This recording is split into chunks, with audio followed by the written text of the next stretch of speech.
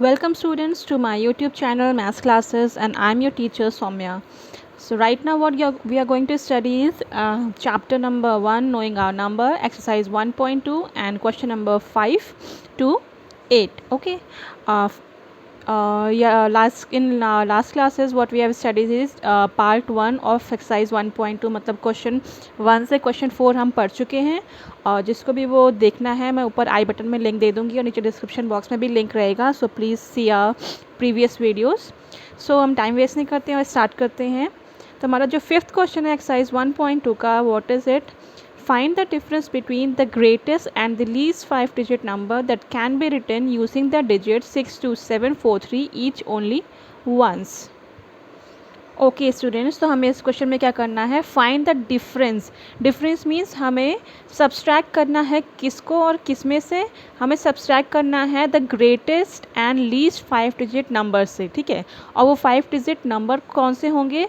वो इन पांचों नंबर से मिल के बने होंगे। मीन्स एक हमें 5-digit का लार्जेस्ट ग्रेटेस्ट नंबर बनाना है, एक स्मॉलेस्ट बनाना है, और दोनों का डिफरेंस मतलब उसको सब्सट्रैक्ट करना है। तो हम पहले स्टेटमेंट लिखेंगे हमारे गिवन नंबर क्या है। Okay, we will write given number, okay, या गिवन डिजिट्स गिवन लिखते हैं। ओके, डिजिट्स, क्योंकि नंबर नहीं है, ये डिजिट्स हैं, इनसे मिलके नंबर बनेगा।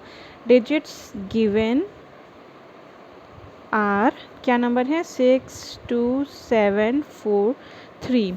और हमें इससे क्या बनाना है? पहले ग्रेटेस्ट 5-digit नंबर। तो we will write greatest 5-digit number. Okay, तो उस ग्रेटेस्ट 5-digit नंबर क्या हो? ग्रेटेस्ट मतलब पहला नंबर बड़ा होना चाहिए। इनमें सबसे लार्जेस्ट नंबर कौन सा है? 7, उसके बाद 6, उसके बाद 4, फिर 3, फिर 2। तो ये हमारा लार्जेस्ट नंबर है, ठीक है। सबसे बड़ा नंबर, फिर उससे छोटा, हम ऐसे चलेंगे।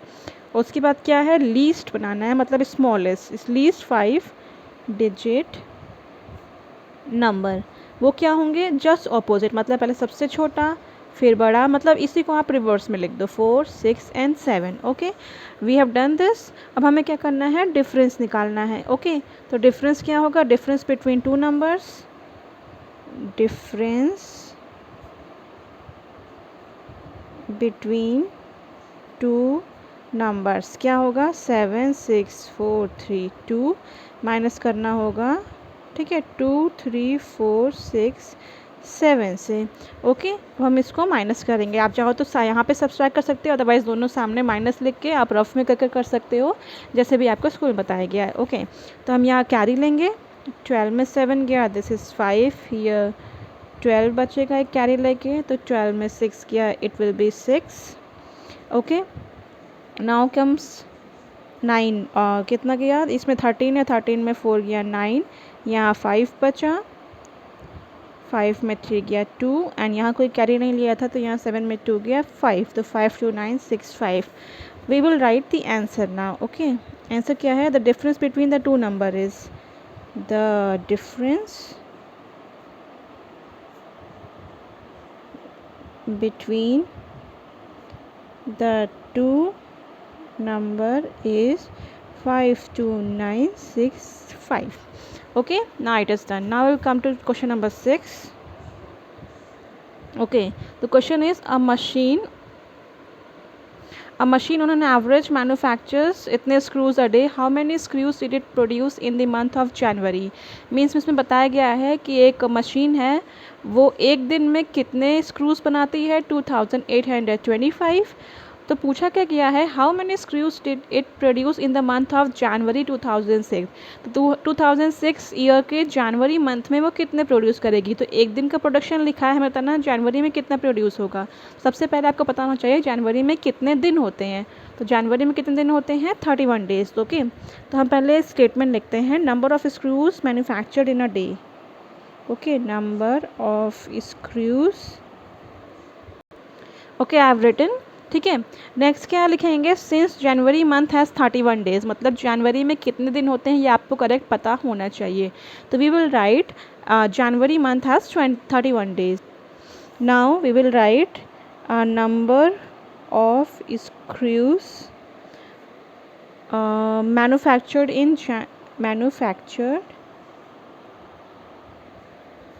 in जनवरी, तो वो क्या होंगे, 31 को हम मल्टीप्लाई करेंगे 2825 से। वाई वे है मल्टीप्लाई, क्योंकि हमें एक दिन का प्रोडक्शन बचा है, मतलब एक दिन में 2825 प्रोड्यूस होते हैं, तो 31 में कितने होंगे, तो हम इसको यहाँ पे मल्टीप्लाई कर लेते हैं। Okay, 1 2 2 188 1 2 2, okay, 5 3 15 1 carry 3 6 6 7 T4 2 carry 6 7 8, we will write plus, okay, 5 5 6 7 5 1 carry 6 8. I think I have done right. 8 6 5 7 5, let me check, 4 5 6 6 7, sorry ये carry है 7 4 8 7 5 7 5, okay, this is the number। तो हम आंसर्स क्या लिखेंगे, hence machine produces 87575 screws in month of January 2006, okay। Now comes question number 7, okay, what is this is a merchant had rupees 78,592 with her, एक merchant के पास कितने रुपए थे, 78,592। She place N order for purchasing 40 radio set, उसके पास इतने रुपए थे और उसने क्या किया, 40 रेडियो सेट खरीदने का ऑर्डर दे दिया, ठीक है, एट रुपीज़ 1200 ईच, और हर एक रेडियो का प्राइस क्या था, 1200, मतलब उसे 40 रेडियो ख़रीदने थे और एक रेडियो का प्राइस था 1200, और टोटल रुपीज़ कितने थे, this much. How much money will remain with her after the purchase, अब पूछा क्या है कि इतने रुपए में 40 रेडियो ख़रीदने के बाद उसके पास कितने पैसे बचेंगे, right. So will start, first we will write total money the merchant had, मतलब टोटल मनी कितना था, total money merchant had means जो भी गिवन है वो सब आपको लिखना होगा, okay, 78592। Next we will write number of radius she had placed, order कितना प्लेस किया, ठीक है, number of radio sets she placed an order, she placed an order for purchasing equal to 40 radio set खरीदना है। अब बताना है कि कॉस्ट ईच रेडियो की कितनी थी, तो cost of each radio set, cost of each radio set कितना है, ₹1200, ठीक है। टोटल प्राइस कितना है ये बताया, कितने ख़रीदने हैं और हर एक का रेडियो सेट का दाम क्या है, ठीक है। तो अब क्या हमें पता लगाना है कि 40 रेडियो का प्राइस क्या होगा, so cost of 40 radio sets, so cost of 40 radio sets कितने होंगे, इज इक्वल टू 1200 रुपीज़ को 40 से मल्टीप्लाई करना है। इसको हम डायरेक्ट कर सकते हैं, 1 2 3 ज़ीरोस हैं, 4 2 जा 8 4 1 जा 4, तो इतने रुपीज़ में आपके 40 रेडियोस आ गए। Now we have to tell कि कितने रुपए बचे, money left with the merchant, okay, money left with merchant, तो क्या होगा, टोटल मनी कितना था, 78592 माइनस 48000, तो इसको आप रफ में कर लीजिएगा या फिर आप यहाँ भी कर सकते, तो इसका आंसर कितना आएगा, I do it orally, 2 into या 2 0 गया 0, हियर कम्स 9, 9 का तो 9 ही आएगा, नाउ कम्स इट में से 5 1 रिमेनिंग 5, देन हियर कम्स 0 8 7 में से 4 गया 3, कोई कैरी नहीं था इसमें, ओके, तो इतने आ गए ये रुपीज़। तो आंसर क्या हो जाएगा आपका, money left with the merchant was ₹30592, okay, now you got it। Now comes the last question, okay, what is the question, a student multiplied 7236 by 65 instead of multiplying by 56। इसमें बताया गया है एक स्टूडेंट को मल्टीप्लिकेशन करना था, ठीक है, उसने क्या किया, मल्टीप्लाई किया 7236 को 65 से मल्टीप्लाई कर दिया इंस्टेड ऑफ मल्टीप्लाइंग बाई 56, जबकि करना उसको किससे था, 56 से करना था। 56 को उसने गलती से 65 लिख दिया। तो अब पूछा क्या है, how many by how much was his answer greater than the correct answer. इसमें पूछा है कि अगर पहले उसको 56 से मल्टीप्लाई मतलब छोटे नंबर से मल्टीप्लाई करना था, उसे 65 मतलब बड़े नंबर से मल्टीप्लाई कर दिया, तो ऑब्वियसली उसका आंसर ज़्यादा आएगा। तो वही पूछा है उसने कि जो करेक्ट आंसर आना था उससे कितना ज़्यादा उसका गलत आंसर आया। ओके, तो हमें इसको शुरुआत कभी भी आपको इस टाइप का क्वेश्चन पूछा जाना है, आपको जो नंबर एक्सचेंज हुआ है ना उनका डिफरेंस निकालना पड़ता है। This is the basic of solving this type of questions. Okay, the difference between 65 and 56, आपसे कुछ भी बोल सकते थे, 36 65 भी कर सकते थे, 96 69 भी कर सकते थे।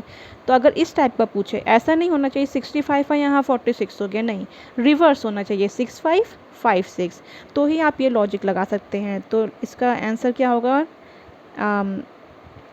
65 माइनस 56, या आप माइनस करोगे ऑब्वियसली 9 आएगा, ठीक है, ऐसे आंसर्स में 9 आ जाता है, ठीक है, क्योंकि मोस्टली आपको यही नंबर्स आते हैं, सब में 9 नहीं आता है। मींस अगर इन दोनों के बीच का डिफरेंस 1 होगा तो ही आएगा। मींस मान लो 54 करना था और 45 हो गया, इनका डिफरेंस भी 9 आएगा, ठीक है, इस टाइप का आंसर, इस टाइप में 9 ही आता है।